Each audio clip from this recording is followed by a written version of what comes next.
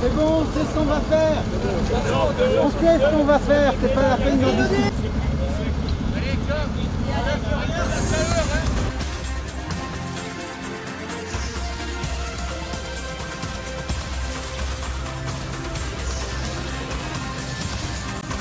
Et je pense que le chaos est là.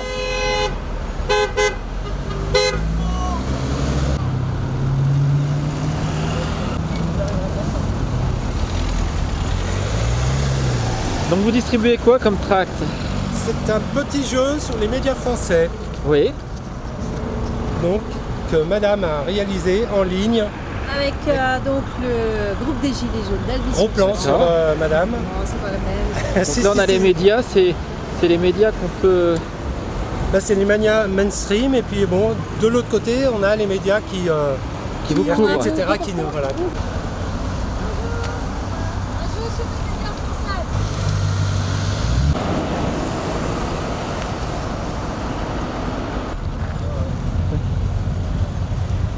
Et le rendez-vous se fait devant l'hôpital. Oui, on va marcher devant le service des urgences de l'hôpital d'Annecy.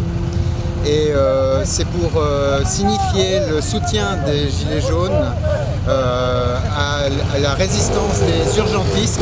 Actuellement, il y a plus de 80 centres d'urgence dans le pays qui sont entrés en grève et qui ont organisé une première manifestation le 6 juin dernier à l'appel du comité de grève. Donc le comité de grève, c'est un cadre national qui intègre à la fois les urgentistes, les personnels, les syndiqués et les syndicats, voilà, et qui ont mené cette première action. C'est une première action et qui vient abonder dans le sens de l'élargissement de la grève des urgentistes voilà. Donc là c'est vraiment un acte de soutien. Alors là les gilets jaunes c'est quoi? C'est des usagers. C'est des usagers qui défendent leur hôpital public. Donc ils viennent signifier qu'ils reconnaissent dans la résistance des urgentistes le même mouvement, la même volonté commune de défendre un véritable hôpital public gratuit et accessible à tous. Et là donc il y a une forme de convergence entre les mouvements syndicalistes, la grève des urgentistes et le mouvement des Gilets jaunes. Tout à fait. Enfin, on voudrait que ça se converge encore davantage, quoi. D'accord. Bon, on va aller voir ça. On lâche rien, on lâche rien, on lâche rien, on lâche rien.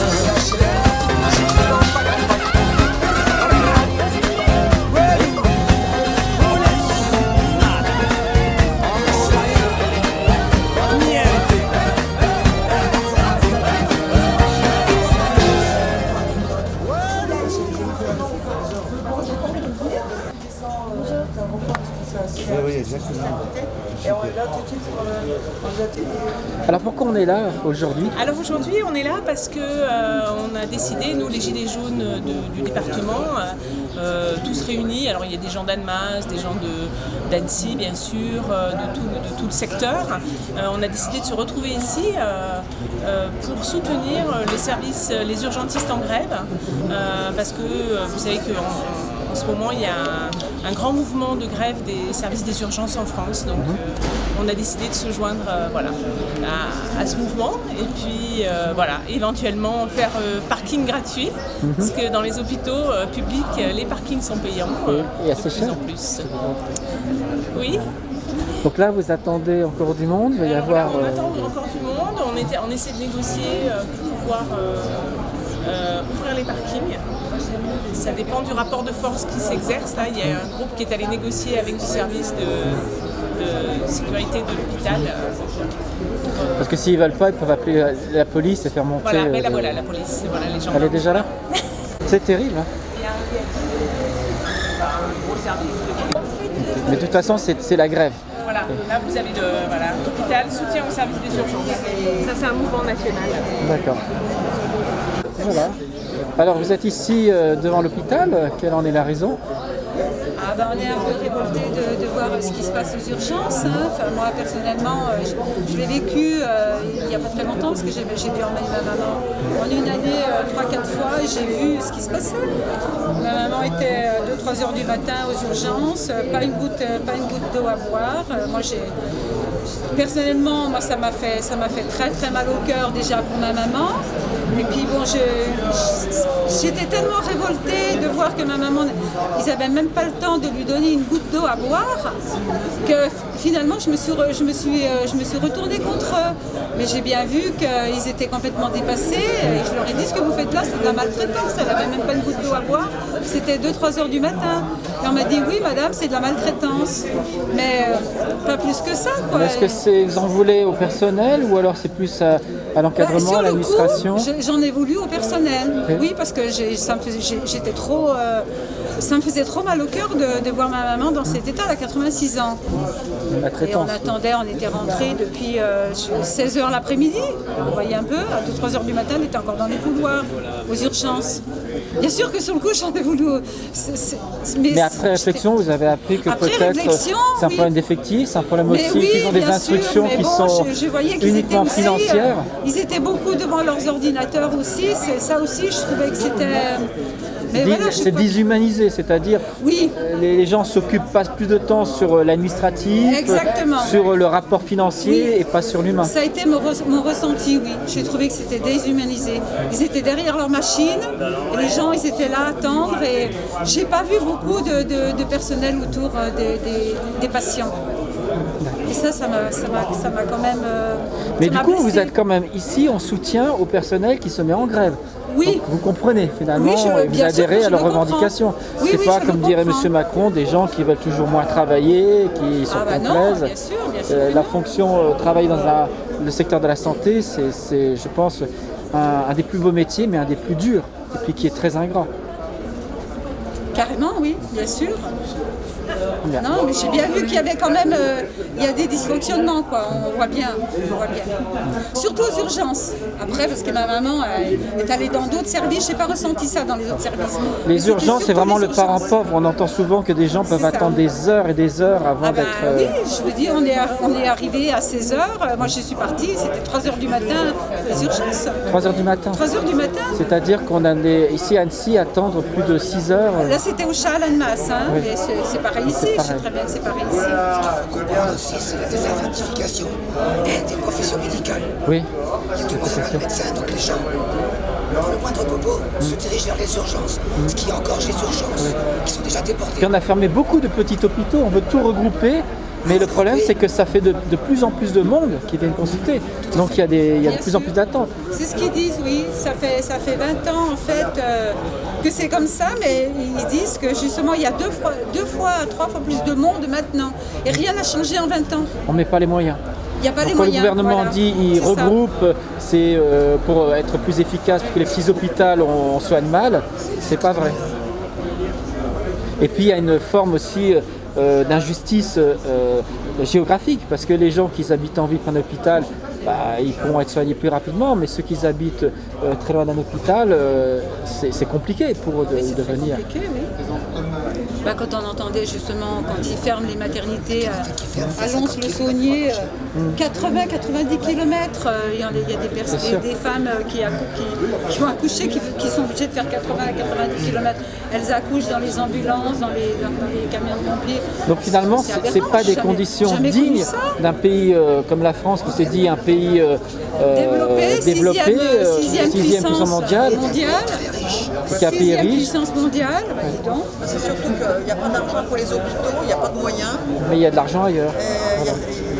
Il y a de l'argent ailleurs, bien évidemment. Voilà, c'est des choix politiques. L'argent est par ailleurs. C'est des choix politiques. Là, il n'y a pas un généreux milliardaire qui a 100 ou 200 millions à donner. Oui, alors là, oui, c'est... Bizarrement, ils ont plus de sous. Okay.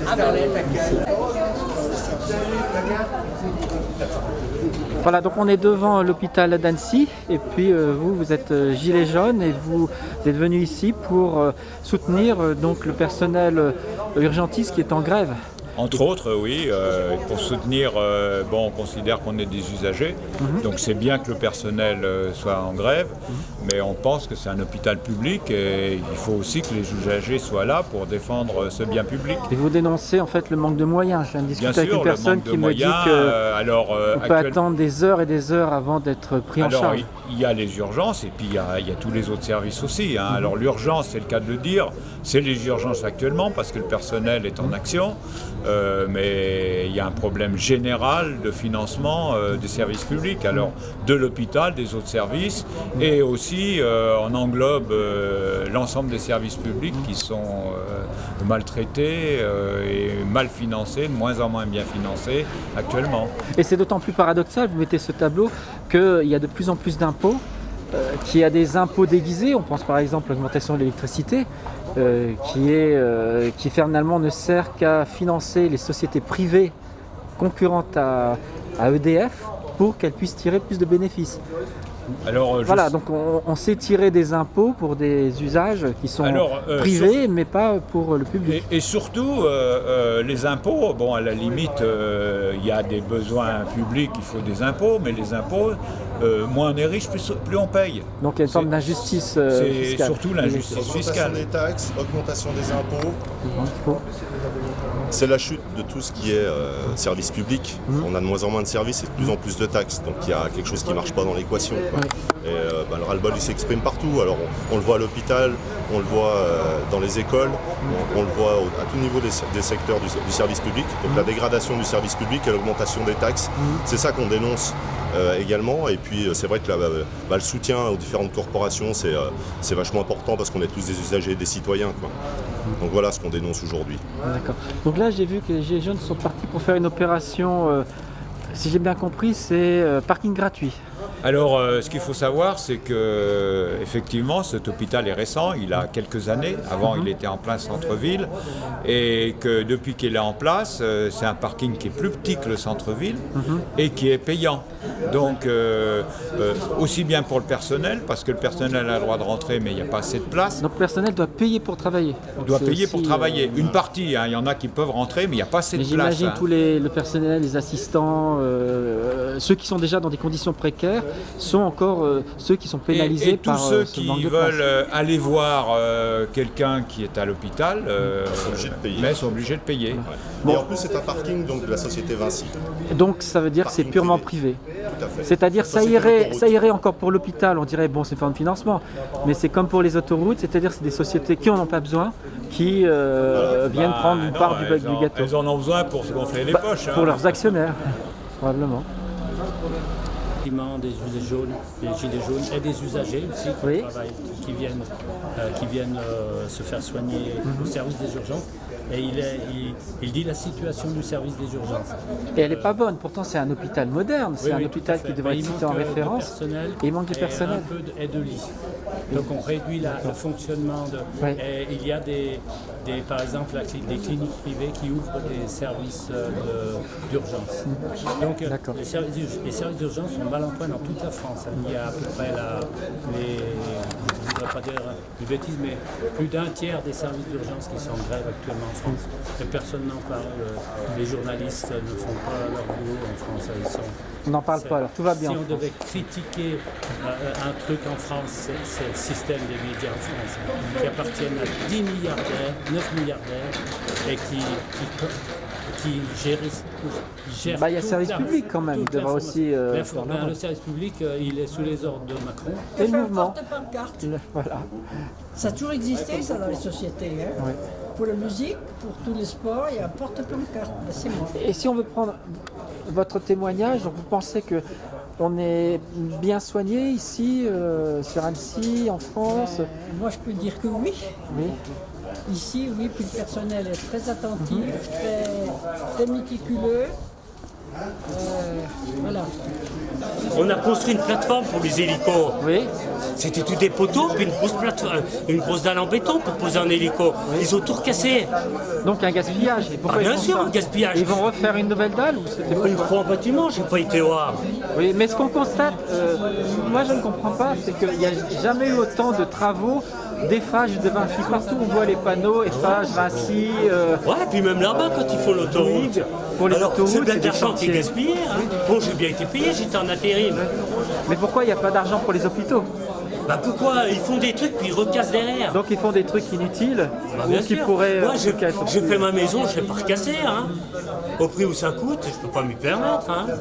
Quand on gagne le salaire d'un maçon, c'est 1500, 1600 euros. Hein.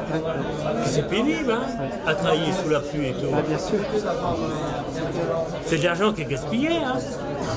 Mais le travail en hôpital, c'est aussi un travail qui est pénible, donc Bien vous sûr, comprenez je sais pas aussi dire le leurs contraire, difficultés. hein. Parce que... Ils ont quand même des responsabilités. Et puis on leur oppose toujours des restrictions, des conditions financières, il faut toujours faire des économies. Ouais, mais là-bas, ils ont fait des économies, ils ont fait, puis ils ont cassé. Voilà. Bon, voilà, c'est ce que j'avais à dire, moi. Jeannot, du 74, ou du 74, oui. Notre Suisse. Alors, les Gilets jaunes, c'est bien parce qu'on recoupe des vieux potes, on se connaît depuis plus de 20 ans. Plus de 20 ans. Comme 20 ans. Mais pas comme certains autres qui se connaissent des vieux potes, des vrais vieux potes. D'accord. Et vous venez d'où alors? Eh ben moi, je viens d'Annemasse. D'accord. Et je suis un institut à la retraite depuis 6 mois. Ah, il me semble qu'on s'était vu. Bronzé, oui, on s'était déjà vu. Alors, à Bonn, voilà, je pense. Heureux, bronzé, voilà. Ok. Et mon pote Benoît, lui, il est forestier. D'accord. Et vous vous retrouvez ici devant l'hôpital. Devant l'hôpital. Voilà. Manifester aux côtés des urgentistes qui sont en grève pour leur condition de parce qu'ils ont vraiment des conditions de travail qui sont de pire en pire. Ils ont le même nombre qu'il y a 10 ans alors qu'ils reçoivent 2 fois plus de personnes. Et puis on a fermé des hôpitaux. Alors on fait des gros hôpitaux, certes, qui sont neufs, qui sont beaux, mais qui ne remplacent jamais tout à fait la capacité de tous les anciens hôpitaux cumulés. Voilà, ça devient technique, là je sais pas trop, mais et en tout cas, ça a été tout monté, ces hôpitaux, dans le cadre de partenariats public-privé. Et ça, c'est pas un modèle qui fonctionne, ça nous coûte très très cher. Bah, il faut rémunérer le privé. On voit par exemple le parking, j'ai cru comprendre qu'ils ont voulu faire une opération qui a été avortée parce que Vinci porte plainte parce que c'est des intérêts privés. Exactement. Oui, mais bon, c'est pas pour en tout cas, ces partenariats public-privé nous coûtent très cher, c'est pas... Donc Vinci a porté plainte parce qu'on leur fait perdre 10 euros. Par contre, ils en veulent des millions et ils sont inattaquables parce qu'ils ont des avocats. Voilà, c'est toujours pareil.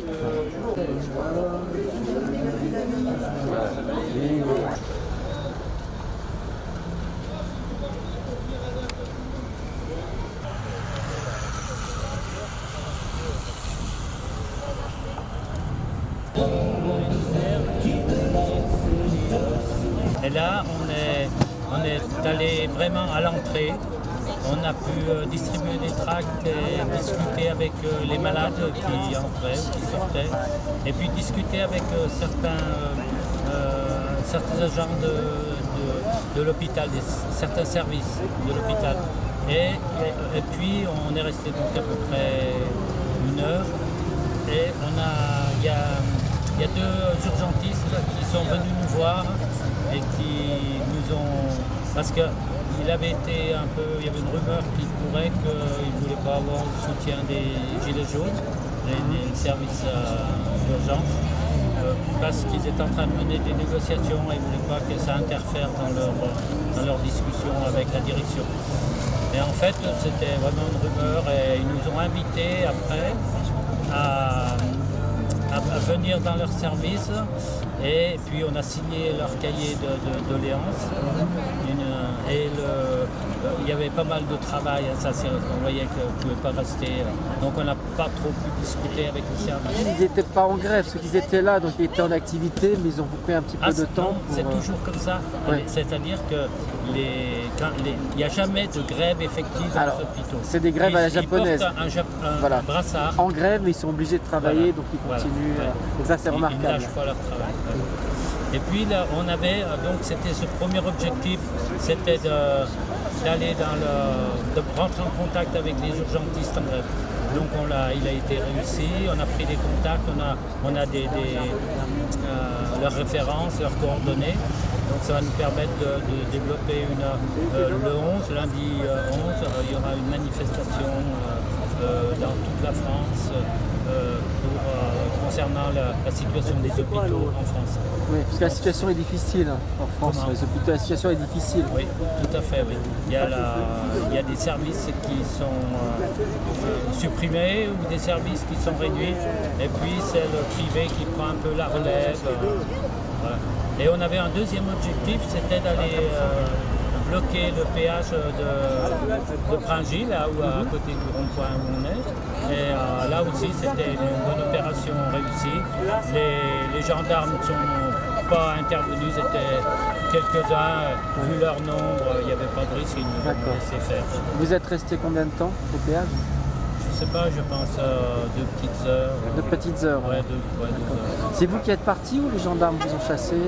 Non, c'était un arrangement? on est parti nous-mêmes. Non, ils n'avaient pas amené assez de force. D'accord. Ils doivent être peut-être dans les grandes villes, parce qu'il n'y a pas assez de policiers pour être partout dans toute la France. Malgré qu'ils disent que le mouvement s'atténue, et il a... Oui, on dit tout le temps le mouvement il est terminé, aujourd'hui c'est une date symbolique, c'est le 30e anniversaire, la 30e semaine. Et il y a toujours donc la mobilisation. Hier je suis passé devant Saint-Julien. Diminué, mais ce ne sont pas les chiffres du ministère de l'Intérieur. Donc on ne peut pas faire confiance aux chiffres. Et puis après c'est compliqué aussi d'avoir une mobilisation qui soit constante. Oui, et puis une vision de toute la France, de tous les ronds-points de France. C'est pas possible. Voilà. Donc on est content de la journée. Et puis là on a mangé là, avec... C'est agréable finalement de manger près d'un rond-point. Tout à fait. On joue à la pétanque aussi. Et les gens dont on ne parle pas assez, c'est nos amis là, qui vont acheter l'alimentation, qui a le barbecue, qui crée une ambiance, une amitié. Et ça, c'est aussi important. Donc l'esprit de fraternité, il est toujours là. Ouais. Et puis il était dès le début et il s'est consolidé. On voit que depuis le début du mouvement, bon, il y a des gens qui partent, qui viennent, mais il y a quand même toujours un noyau dur. Oui, c'est ça. Toujours les mêmes personnes. Ouais. Vous avez appris, j'imagine, à vous connaître au cours de ces 6 mois. Ça passe, hein. Ouais. Presque 7. Et notre relation n'est pas faite que de politique. Elle est faite de la vie. Mais déjà la base, et c'est important aussi de se connaître. Non, voilà. le mouvement, je vous disais, je ne sais pas si vous vous souvenez, mais il y a quelques mois, je disais qu'il mourra peut-être, pas jamais, il se mourra, mais ce sera très difficile. Parce qu'il suffit qu'il y ait un problème, on enfile son gilet jaune et on passe 2-3 coups de fil et on vient sur les ronds-points. Et on se retrouve on retrouve tous nos réflexes. Mais vous avez toujours le moral, toujours la motivation. Je sais qu'on s'était parlé à un moment donné, c'était un peu plus difficile, des gens pensaient abandonner, mais pour l'instant, c'est pas le cas. Vous vous retrouvez toujours, vous avez toujours des motifs. Il y a des gens qui semblent des fois avoir des coups de blues, un petit peu de faiblesse. Et puis, ils reviennent, un mois après, on les voit revenir, tout regonflé à bloc. Donc, vous voyez, c'est difficile. Et vous avez toujours le soutien, on voit ça klaxonne tout le temps. Tout le temps. Là, on a toujours le soutien de la population. Alors ici, vous ne dérangez pas grand-chose. Je sais qu'à certains endroits, notamment à Albi-sur-Chéran, ils ont été chassés pour cette raison, parce qu'on leur disait qu'il y avait de la nuisance. Bon, une dénonciation un peu étrange d'une entreprise. Mais ici, ça se passe bien. Mais on a eu quand même 2 fois la cabane oui, c'est vrai qu'à cet emplacement, il y avait des cabanes. Voilà. 3 fois, la cabane a été détruite. Et là, malheureusement, on a détruit les arbres. Je ne sais pas ce qu'ils veulent faire, une route. Ils vont agrandir ils vont faire une autre voie. Mais ça reste toujours votre QG. Et puis vous avez eu votre QG au rond-point de la Mouette, qui était de l'autre côté. C'était un beau QG qui a pris feu assez mystérieusement. Oui. Comme on peut tout supposer, donc on ne dira rien. Non, c'est comme Notre-Dame. Tiens, on a mis en soutien parce que c'est très important de soutenir un mouvement qui est fort et puis qui est sympathique en plus, très sympathique. C'est-à-dire, voilà, exactement. Et en venant de Suisse, on se rend compte qu'il y a une dynamique en France qui est vraiment vraiment pas n'importe quoi. Et ça vous intéresse alors, de voir comment ça se passe et de voir comment ça s'est inscrit dans la durée. Oui. Malgré la répression, malgré tout ce qu'ils ont subi. C'est terrible répression. Des yeux, combien 26 25 éborgnés. Arrachés, des mâchoires. 400 personnes qui ont été blessées à la tête. Des vues, des procès, il y a au moins 1800 procès qui ont abouti, 1800 autres qui sont en cours. Enfin, en France, c'est le carnage et malgré ça, les Français tiennent bon. Et nous, on les soutient vraiment depuis la Suisse. On a aussi nos gilets jaunes en Suisse, même si on est un peu boudé par les médias. Mais du coup, on vient soutenir nos voisins qui sont des modèles en fait. Alors, hier, on est allé au Grand Conseil et puis donc des Français sont venus, notamment Patrice Philippe, qui représente les mutilés pour l'exemple. Et il m'a dit, il était comme un enfant, il était surpris de voir comment la démocratie suisse fonctionne. Il dit mais comment les gens sont accessibles, qu'on puisse accéder, le public puisse accéder au débat, que les députés, on peut les rencontrer, on peut leur parler. Et surtout, alors c'est la particularité dans Genève et de cette assemblée, ce sont des assemblées de milices, donc ce sont tous des gens qui ont une activité professionnelle. Alors ça, c'est ce qui différencie les politiques en Suisse des politiques en France. Ils sont beaucoup plus accessibles, ils ont un métier à côté, donc ils ne comptent pas sur les revenus de la politique, donc en théorie, ils sont plus impartiaux. Par contre, au niveau de la démocratie suisse, il y aurait tout un chapitre à développer. On a certes le RIC, une certaine forme de RIC, mais on ne peut pas révoquer un élu, pas encore. On ne peut pas abroger une loi après 100 jours, donc on a 100 jours, 3 petits mois pour réunir 50 000 signatures et puis révoquer. C'est très encadré, il y a des limitations. Et il y a surtout un obstacle à cette démocratie qu'on érige en modèle. Ce sont les médias qui sont les mêmes que chez vous en France, qui sont achetés aussi par des milliardaires, qui sont aussi orientés dans le sens du pouvoir. Et on a les autorités qui nous disent quoi voter. Ils le disent dans les livrets de vote et la majorité encore des Suisses suivent aveuglément les préceptes, les directives des autorités. C'est très connu, hein. Il suffit de marquer c'est mauvais pour l'économie suisse.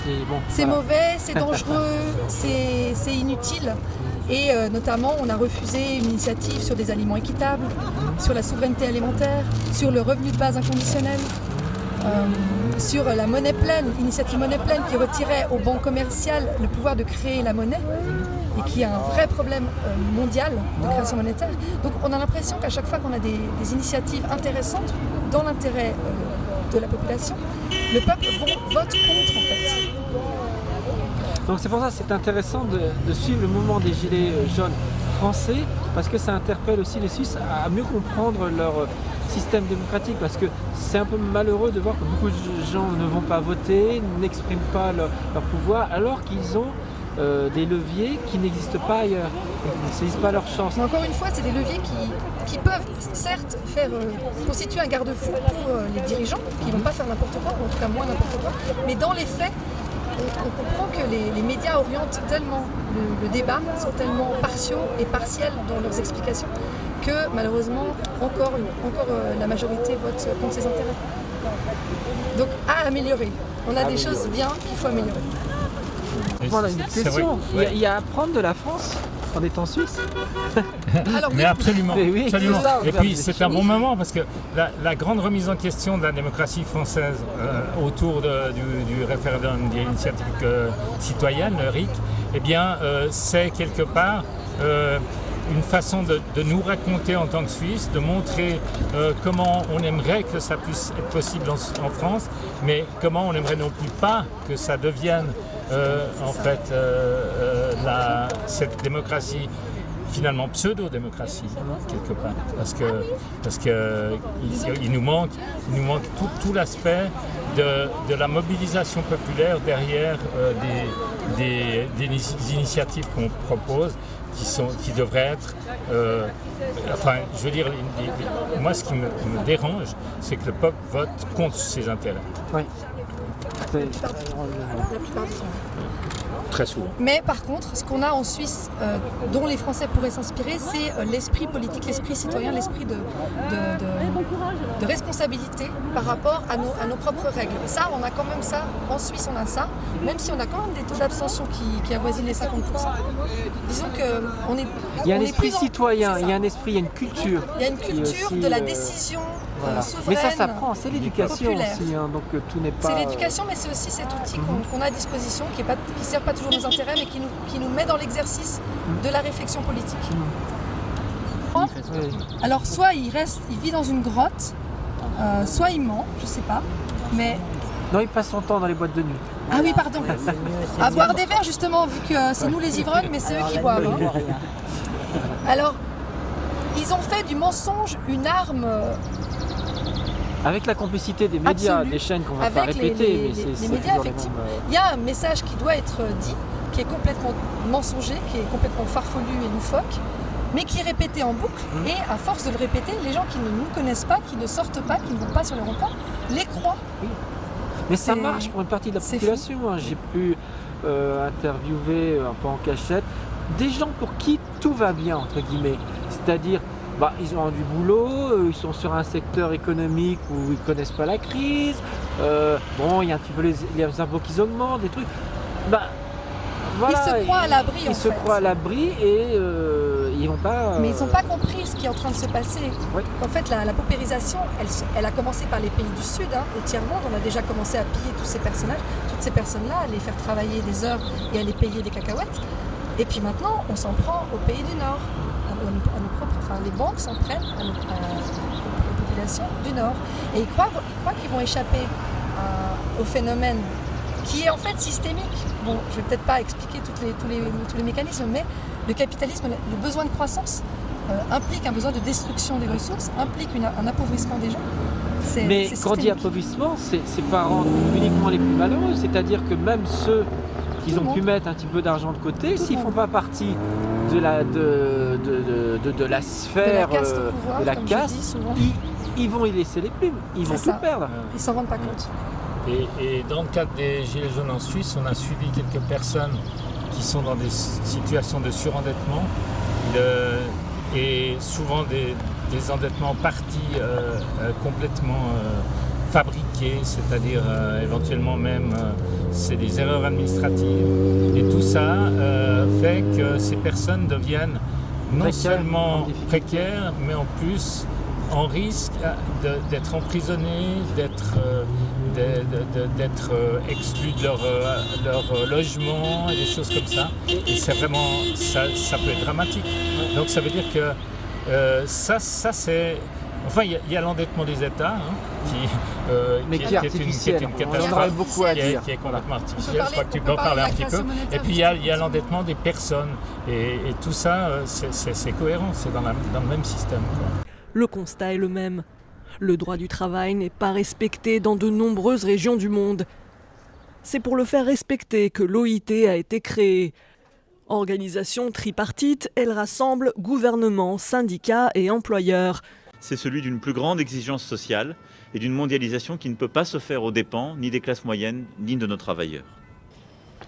Un effort international qui passe en grande partie par l'OIT. Cette semaine, l'organisation doit finaliser une convention sur la violence. La France et ses partenaires veulent plus d'action et plus de coordination pour faire appliquer les règles, poussant à des traités commerciaux qui désormais devraient prendre en compte les droits des travailleurs.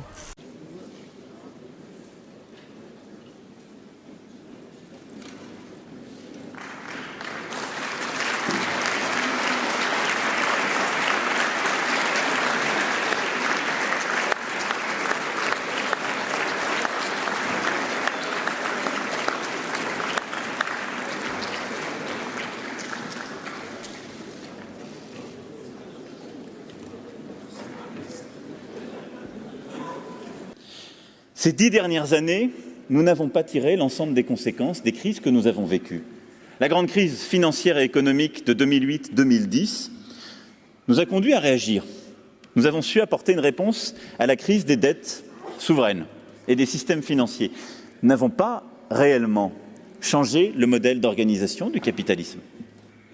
Nous avons conduit à des ajustements dans plusieurs pays, pas le mien, je dois le dire, mais dans beaucoup de pays au sud de l'Europe ou ailleurs, des ajustements brutaux inédits depuis la Deuxième Guerre mondiale ont été conduits et qui ont permis l'ajustement de ces économies par les salariés, avec des reculs qui ne s'étaient jamais connus en temps de paix. L'OIT est cet endroit où, à chaque fois, la conscience a su se réveiller quand le chaos était là. Et je pense que le chaos est là.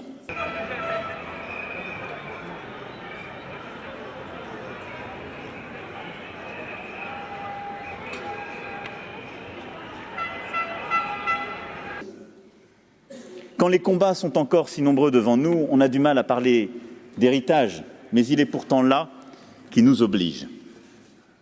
Mais au-delà de ces avancées, de tous ces combats menés et gagnés, c'est aussi une méthode. Et une méthode, je dois le dire, et nous en parlions à l'instant même, avec les organisations syndicales et patronales françaises, dont nous avons sans doute beaucoup à apprendre pour nous-mêmes. Celle du dialogue tripartite. La réunion à parts égales des États, des représentants syndicaux, des organisations patronales dans une seule et même instance. Ce cadre peut se révéler exigeant. Il faut, je le sais, remettre plusieurs fois l'ouvrage sur le métier, accepter que la prise de décision prenne parfois plus de temps. Mais cela permet d'avoir des résultats solides.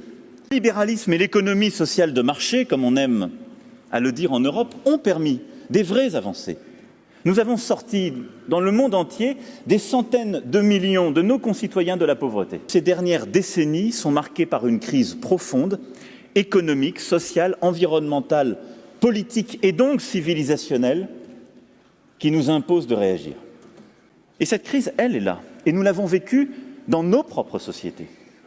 C'est la crise vécue par des territoires, des concitoyens, à qui on a expliqué que l'ouverture du monde était bonne et pacificatrice, ce qui était vrai, mais qui ont découvert l'autre face de cette mondialisation, qui rimait avec délocalisation, qui rimait parfois avec dégradation de leurs conditions de vie, d'organisation ou de travail. Les progrès macroéconomiques se construisent sur des déséquilibres microéconomiques et territoriaux. C'est ça le monde dans lequel nous vivons.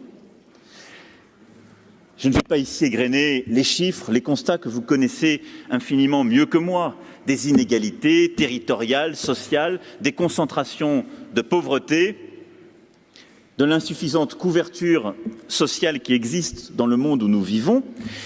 Mais ce que je veux simplement ici dire, et que j'avais dit d'ailleurs de la même manière, il y a maintenant près de 18 mois à Davos, dans une enceinte où les oreilles sont peut-être moins ouverte à ce genre de constat, mais qui est malgré tout là, c'est que cette économie de marché dans laquelle nous vivons, elle est de moins en moins sociale, comme nous l'avions voulu à la fin de la Deuxième Guerre mondiale, elle est au fond même de moins en moins libérale au sens le plus littéral du terme. Et elle est de plus en plus d'accumulation, de rente et de corporatisme. C'est ça la réalité. Ils n'aiment pas quand cette liberté devient la loi de la jungle et permet la captation des richesses par quelques-uns ou l'accumulation de rentes parce qu'il y a du dumping social ou fiscal ou environnemental ou des règles perverties. Or, c'est aujourd'hui l'espèce de travestissement de notre économie mondiale à laquelle nous sommes arrivés. Et donc ça, il nous faut le regarder en face. Pourquoi ? Parce que c'est porteur d'une crise très profonde dans nos démocraties et dans nos pays. Ce qui nourrit partout les extrêmes, la démagogie, ce qui affaiblit la démocratie en son sein, ce qui parfois la fait reculer, ce qui fait douter nos concitoyens. Et je le dis ici avec force parce que cette crise que nous sommes en train de vivre, qui est là sous nos yeux, mais qui est une crise qui peut paraître douce, parce que les victimes ont peu de porte-voix, sont disséminées, et que pour l'instant, elle ne fait pas de guerre. Cette crise, elle est là. Le peuple, quelles qu'en soient les catégories, ne trouve plus sa part de progrès. Il ne peut plus adhérer à un régime politique tel qu'il se présente devant lui. C'est ça ce qui est en train de se passer dans nos démocraties. C'est ce qui fait que certains sont attirés par l'autoritarisme, qui semble plus efficace pour protéger des menaces venant de l'extérieur, et qui dit « la démocratie ne vous protège plus contre les inégalités de ce capitalisme devenu fou. Nous, on va vous protéger, on va fermer les frontières, faire des murs, sortir du multilatéralisme. Il est mou, ce sont des gens qui parlent, mais ils n'ont pas de résultats. » Comme en 19 et en 44, je pense qu'aujourd'hui, nous sommes à l'orée, si nous n'y prenons pas garde, d'un temps de guerre. Une initiative est lancée par le G7 qui appelle tous les pays à honorer leur engagement de développer des systèmes de protection sociale pour tous d'ici 2030, selon les principes énoncés dans la recommandation adoptée par l'OIT en 2012. Nous invitons ainsi les pays du G7 à rejoindre le partenariat mondial pour la protection sociale universelle, coordonné par l'OIT et la Banque mondiale. C'est indispensable. Nous le savons.